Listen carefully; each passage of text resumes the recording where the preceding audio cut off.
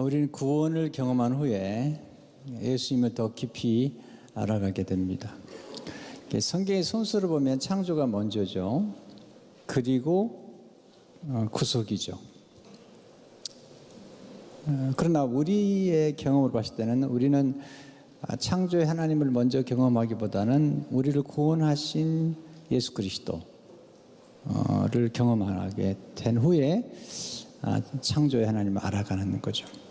바울이 지금 순서적으로 얘기할 때 먼저 구원을 얘기한 다음에 창조를 얘기하는 건 좀 놀라운 일이잖아요. 창조를 먼저 얘기한 게 아니라 우리가 하나님을 경험한 것처럼 먼저 구원을 얘기하고 오늘 이제 드디어 창조를 얘기하고 있는 거죠.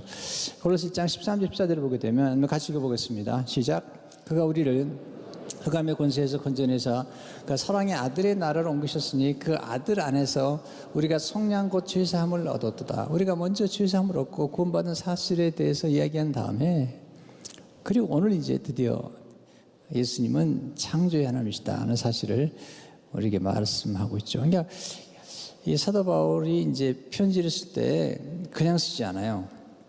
글을 쓰는 사람들은 순서 나 이런 논리를 정확하게 전개하는 것을 볼 수 있죠.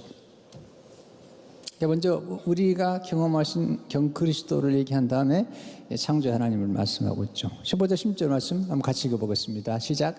그는 보이지 아니하는 하나님 형상이시요 모든 피조물보다 먼저 나신 이시니 만물이 그에게서 창조되되 하늘과 땅에서 보이는 것들과 보이지 않는 것들과 혹은 왕권들이나 주권들이나 통치자들이나 권세들이나 만물이 다 그로 말미암고 그를 위하여 창조되었고. 놀라운 메시지죠.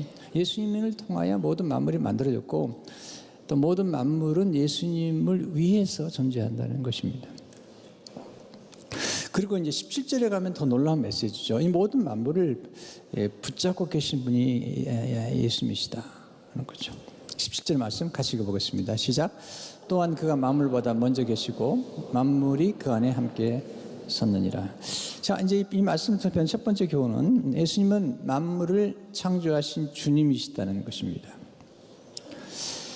이제 바울은 조금 더 이제 구체적으로 복음에 대한 진리를 얘기하면서 바울의 고백은 뭐냐면 요즘 우리가 갈라디아서를 늘 아침마다 묵상하고 있는데 이건 사람에게서 배운 게 아니라는 겁니다.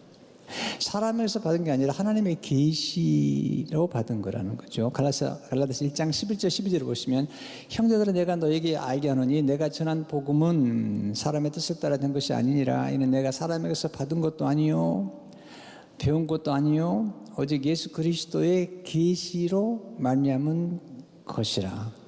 기독교를 계시의 종교라고 그러잖아요. 하나님 말씀을 계시의 말씀이라고 그러죠. 계시란 뜻은 하나님이 감추어졌던 것을 드러내 보이는 거죠. 비밀이라는 거죠. 우리 같은 비밀을 간직할 때 비밀을 드러내기 전까지는 모르죠. 비밀이에요. 그러면 그 비밀을 간직한 사람이 비밀을 드러내기 전까지는 비밀을 모르는 거죠. 근데 하나님의 비밀은 만대로부터 감추어져 있던 것인데 드디어 그 비밀이 하나님이 드러내 주셨다는 거죠. 그게 이제 오늘 본문 연결되어 있는 우리가 뒤에 가서 또 보겠습니다만 골로새 1장 26절 7절을 보게 되면 이 비밀은 만세와 만대로부터 감추어져 있던 것인데 이제는 그의 성도들에게 나타났고 하나님이 그들로 하여금 이 비밀의 영광이 이방인 가운데 얼마나 풍성한지를 알게 하려 하심이라. 이 비밀은 너희 안에 계신 그리스도시니 곧 영광의 소망이니라. 놀라운 메시지죠. 두 번째, 하나님은 예수님 모든 피조물보다 먼저 나신 하나님 맏아들이시다. 예수님이 낳으셨다는 표현을 자주 쓰는 것은 뭐냐면 우리 인간은 하나님 만드셨지만 우리 인간은 피조물이지만 예수님은 낳으신 까닭에 하나님의 아들이시고 하나님의 독생자시고 하나님이시다는 뜻이죠. 그래서 1장 15절을 보게 되면 그는 모든 피조물보다 먼저 나신 이 맏아들 17절을 보시면 또한 그가 만물보다 먼저 계시고 선제적인 분이시다. 이 모든 피조물보다 먼저 세 번째, 예수님 만물을 창조하신 주님이시라는 거죠. 16절 말씀 같이 다시 읽어보겠습니다. 시작. 만물이 그에게서 창조되되 하늘과 땅에서 보이는 것들과 보이지 않는 것들과 혹은 왕권들이나 주권들이나 통치자들이나 권세들이나 만물이 다 그로 말미암고 그를 위하여 창조되었고, 모든 만물은 예수님에 의해서, 예수님으로 말미암아, 예수님을 통해서, 그리고 예수님을 위해서 창조된 것입니다. 요한복음 1장 3절에 보면 만물이 그로 말미암아 지은 바 되었으니 지은 것이 하나도 그 없이는 된 것이 없느니라. 근데 우리는 창조 예수님을 통해서 우주의 모든 비밀을 깨닫게 된 거죠. 우주는 신비에 속하고 인간의 지식은 요한한 거죠. 저는 예수님 만나기 전까지는 우주나 창조에 대해서는 몰랐거든요. 예수님 만난 후에 제가 이전에 알지 못했던 창조의 세계를 알게 됐고, 창조 이전의 세계를 알게 됐고, 영원한 세계를 알게 된 거죠.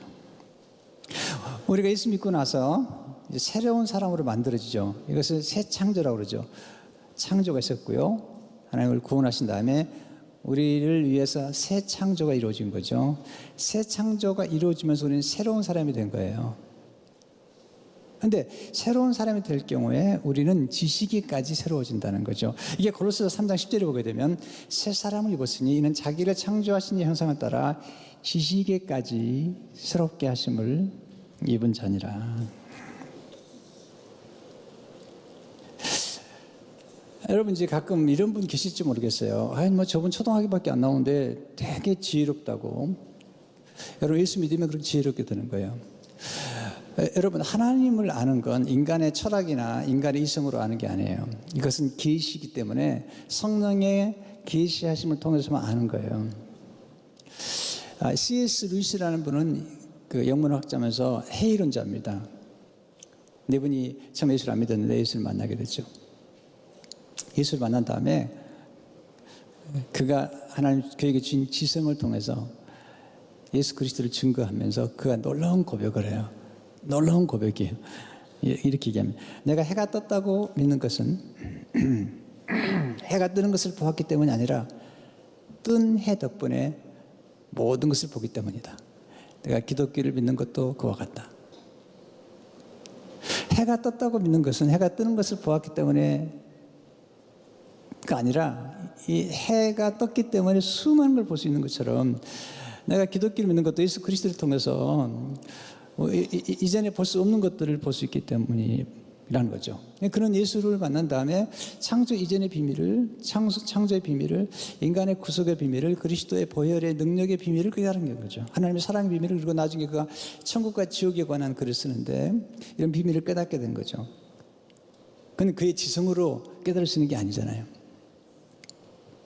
자, 두 번째, 예수님 모든 만물을 붙들고 계시며 모든 만물을 섭리하신다는 것입니다.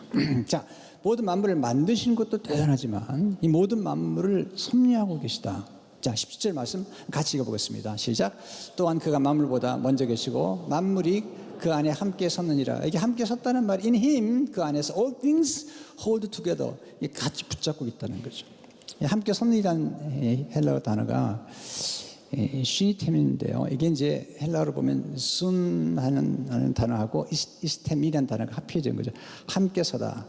우주 만물은 예수님 함께 서 계심으로 질서 있게 움직이고 있고, 예수님 함께 서 계심으로 만물이 보존되고 유지되고 있는 것입니다. 여러분, 보존되는 거하고 유지되는 거하고 이런 것들을요, 우습게 보면 안 됩니다. 유지가 된다는 건 굉장히 중요한 것입니다. 아름다운 질서와 리듬을 따라 유지되는 건 굉장히 놀라운 것입니다. 하모니로 간다는 건 놀라운 겁니다. 히브리서 1장 3절에 오게 되면 이는 하나님의 영광의 광채시요 그 본체 형상의 그의 능력의 말씀으로 만물을 붙드신다고 그랬는데 여기 보면 sustaining all things by his powerful word.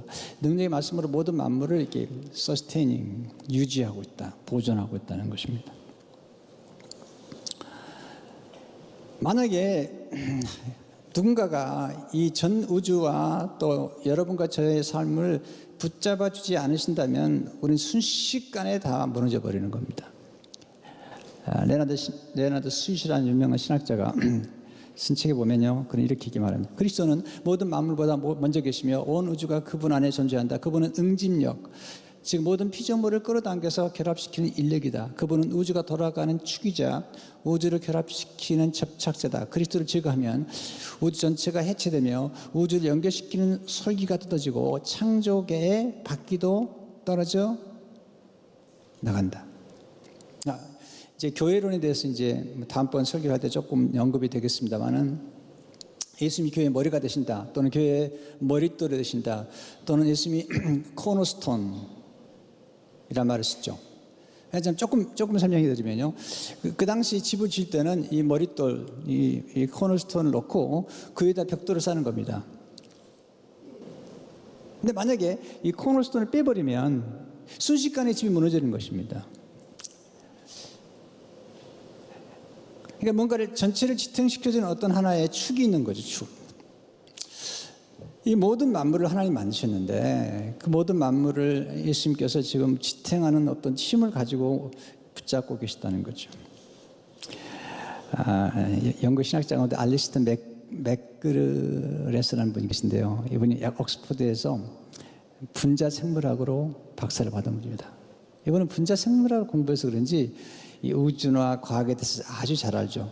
오늘 이분이 예수님을 안 믿었습니다. 나중에 제야 페커하고 잔 스타트 이런 분들을 만나면서 이분이 신학을 공부하게 됐고, 그래서 그는 과학의 지성과 기독교의 영성을 잘 조화시키면서 그런 하나님이 얼마나 위대하신 분인지, 또 이 우주와 과학 속에 역사하신 하나님의 그 솜씨와 그리고 그 능력과 그 섭리가 얼마나 놀라운지를 잘 증언해주고 있습니다.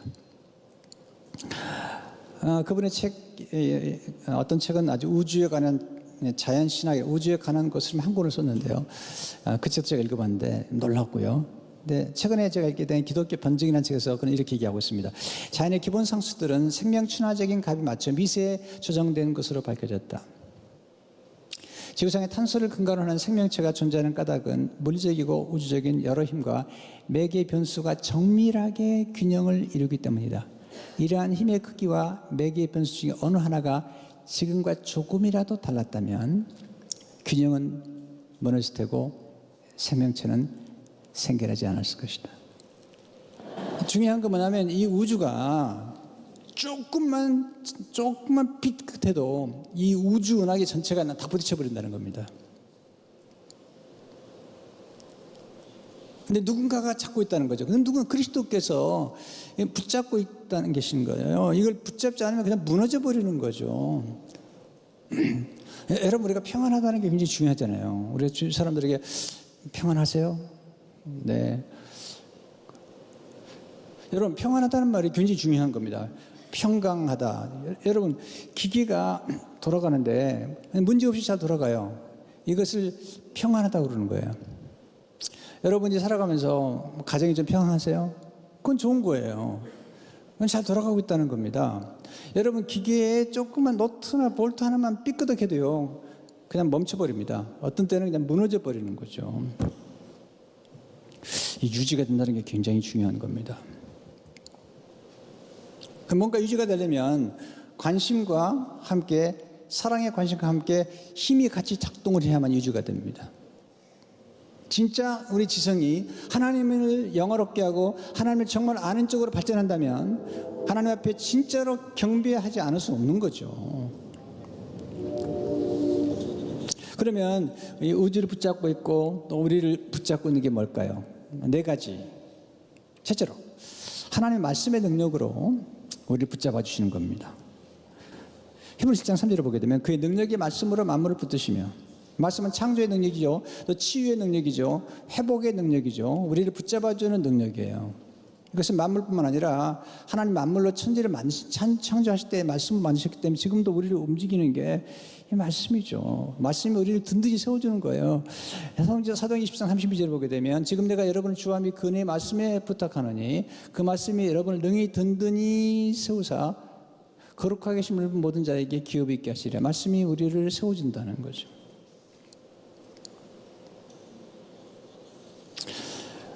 우리를 늘 붙잡아주는 말씀이 있어요. 여러분이 이렇게 평생 동안 예수를 믿지만 여러분을 움직이는 어떤 말씀이 몇 가지 있습니다. 그 말씀이 중요하죠. 여러분의 말씀을 무너뜨리는, 우리 생애를 무너뜨리는 어떤 말씀들 붙잡고 산다면 참 서글플 것 같아요. 또 여러분을 붙잡아주는 누군가가 여러분을 사랑했던 분들이 여러분 해준 말이 있죠. 이런 말들은 되게 좋은 말들이에요. 이런 말들이 있으면 붙잡고 가시는 거죠. 하나님 언제나 너와 함께 하신단다. 너는 잘 될 거야. 너는 어디를 가든지 사랑을 받게 될 거야. 너는 형통할 거야. 너는 어떤 어려움도 이겨낼 수 있어. 너는 반드시 형통할 거야. 너는 반드시 승리할 거야. 내 안엔 무한한 잠재력이 있어. 너는 할 수 있어. 너는 사랑스럽다. 너는 아름답다. 너는 존귀하다. 너는 복받은 자녀다. 너는 보배다. 나는 너를 믿는다. 나는 내가 잘 될 것을 믿는다. 나는 내가 이번 일도 잘 감당을 믿는다.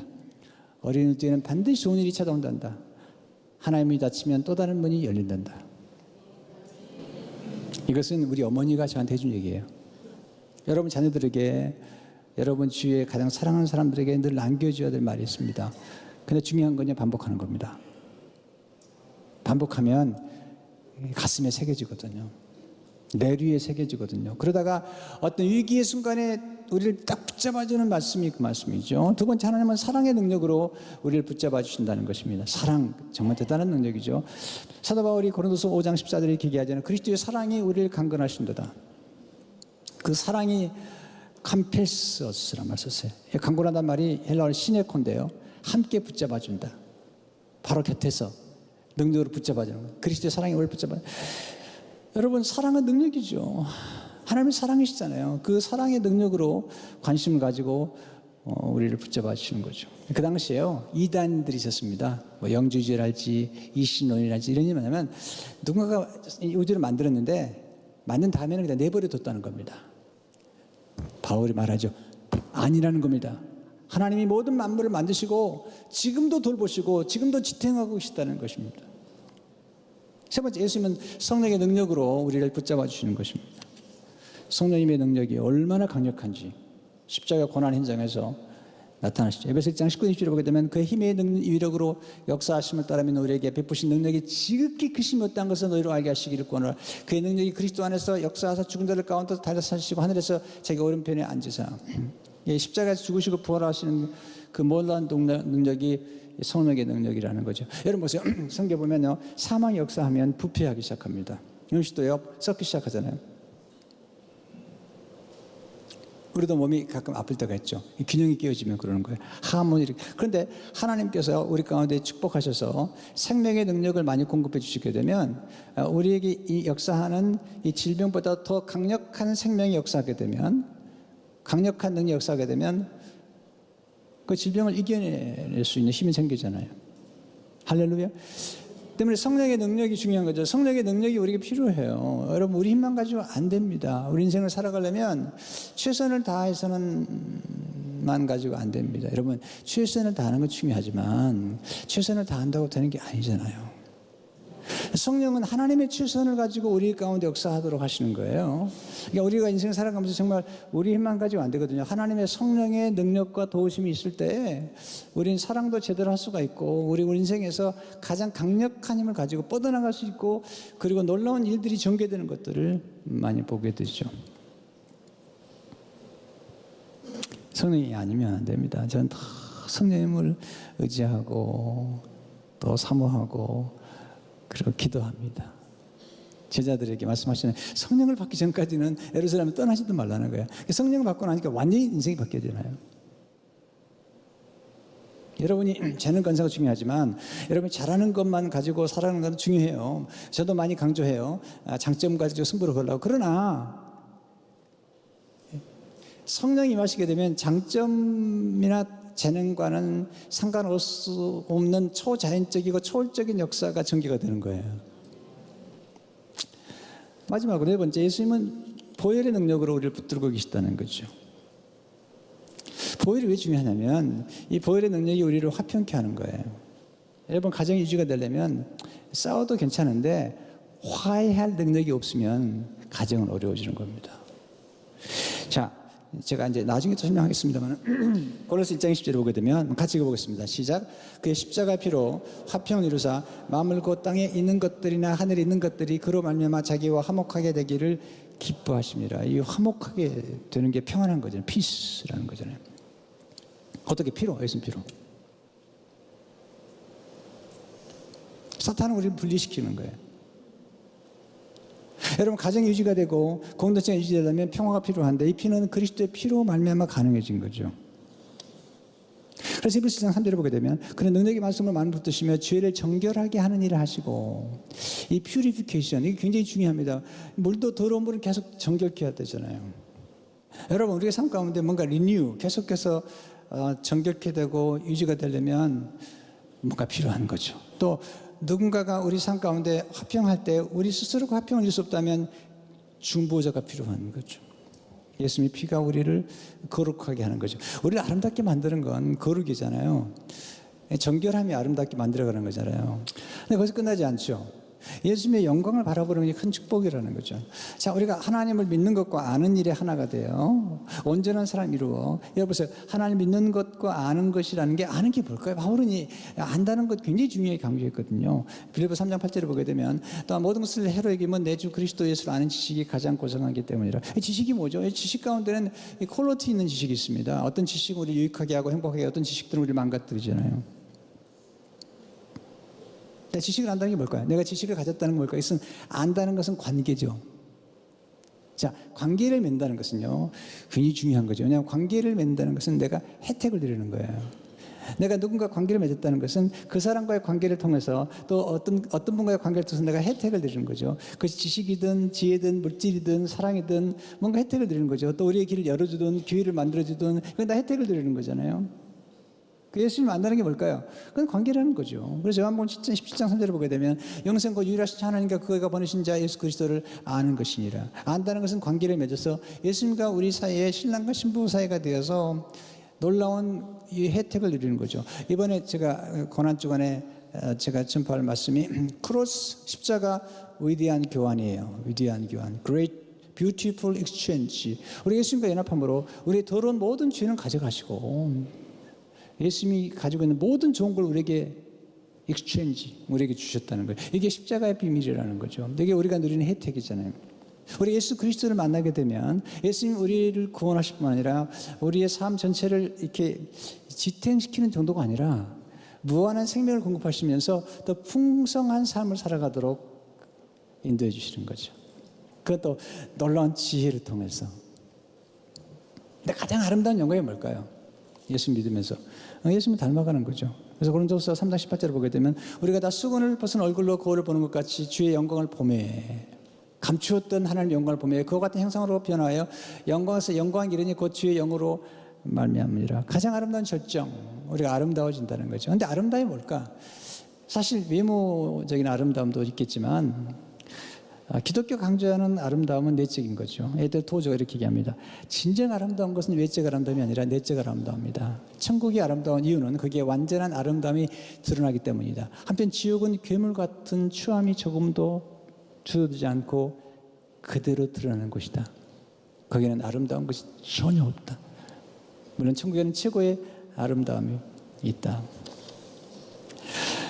자, 모든 아름다움의 중심에 그리스도가 계신 거고요. 그리스도께서 우리 가운데 역사하심으로, 말씀이 우리 가운데 역사하심으로 우리를 거룩하게 하고, 또 사랑이, 우리가 진짜 사랑을 받으면요 우리가 변화되게 되어 있습니다. 그리고 성령이 오셔서 우리를 늘 새롭게 하시는 거죠. 그리고 예수님의 보혈이 우리 안에서 역사함으로 마치 우리가 더러운 그릇이 있으면 그릇을 이렇게 세제를 통해서 닦는 것처럼 우리 삶 가운데 계속해서 우리 안에서 역사하시는 보혈의 능력으로 말미암아서 우리가 거룩해지고 아름다워지고 그 아름다움이 우리 밖으로 드러나는 것입니다. 여러분, 붙들어 주신 은혜를 너무 귀하게 생각하셔야 됩니다. 우리 삶 가운데 우리가 몸이 아플 수도 있고 또 때로는 죽을 수도 있는데 우리를 붙잡아 주신 것이죠. 누군가 나를 붙잡아 주지 않았다면 지금이 저는 없는 거죠. 누가 나를 붙잡아 줬겠는가? 하나님이 누군가를 보내신 거죠. 바로 그 자리에 있게 한 거죠. 그렇게 제가 살아있어서 지금까지 수많은 사람들에게 복음을 증거했고 수많은 사람들을 위해서 책을 쓸 수 있었고 지금도 서에서 강단에서 말씀을 전하는 거예요. 그 붙잡아 주심, 여러분도 분명히 있는 거죠.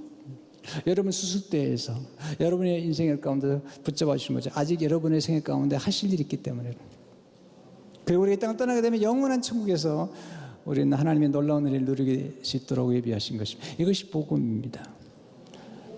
하나님 여러분을 만드셨고 지금도 붙잡고 계신다는 사실을 믿고 승리하시길 축원합니다.